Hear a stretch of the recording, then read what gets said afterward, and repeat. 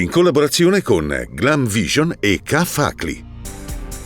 Doppio lutto nel soccorso alpino, è morto l'istruttore sanitario Christian Töni.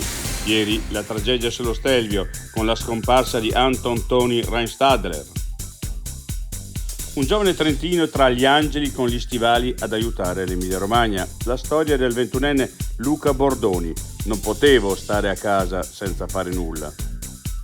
In Italia 6.000 km di piste da sci, il 90% innevate artificialmente. Insomma, Dolomiti Superski è un'autostrada di neve artificiale da Milano a Cosenza.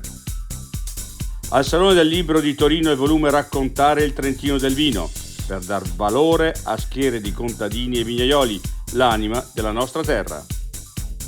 Giro d'Italia, Almeida vince la tappa sul Monte Bondone, la maglia rosa va a Thomas, la corsa riparte da Pergine Valsugana con traguardo a Caorle, poi Val di Soldo e le tre cime di Lavaredo. Angela, sono tornato. Come ogni anno!